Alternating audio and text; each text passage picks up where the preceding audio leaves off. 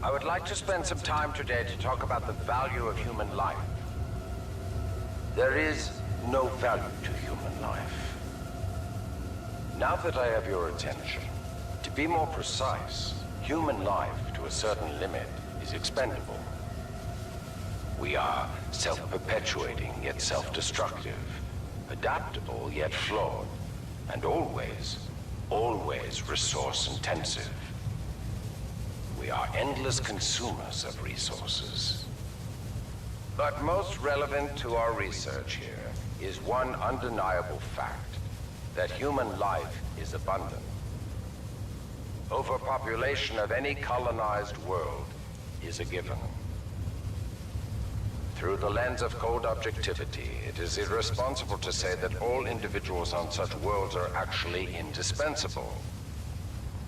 Millions of humans die across the colonized world every day by any number of causes. Human life is expendable. Now our problem is twofold. On the one hand, we are faced with a hostile frontier populace opposed to our commercial pursuits for the greater good.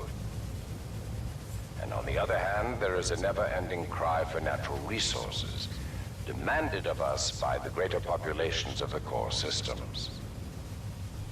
We must have order on the frontier if we are to achieve true progress, but the militia, in its provincial myopic lack of vision, refuses to accept this.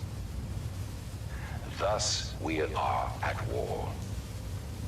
Now the bitter truth. Reinforcements from the core systems will not arrive for several more years. The militia gains strength day by day, taking back one planet after another. Our choices are limited. Drastic action must be taken. Again, I remind you all of one simple truth, that human life is abundant. And, as distasteful as it may sound, human life is, in truth, expendable. And so that brings us to this planet Typhon, where we have discovered a gift, a machine that will do more than change the tide. Call it fate, call it evolution, call it what you will. The truth is, we have discovered our resolution, and in it lies a weapon with a powerful ability to fold space and time. We don't know who built it, but we do know that it is quite old. And most importantly, we have learned enough to bring it to life. As we use this fold weapon, we will manipulate space-time targeting anything we desire, sundering entire planets. Our restoration efforts in the mountains are nearly complete, but one task remains. We must complete a small-scale test here first, to tune the power source, or the arc, as our colleagues tend to call it.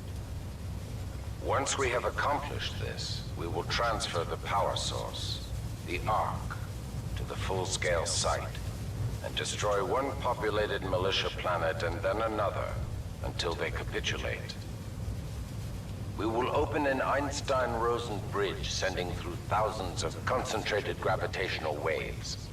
This will rip apart and sunder every molecule, every atom, and every living thing we target, resulting in total loss of life.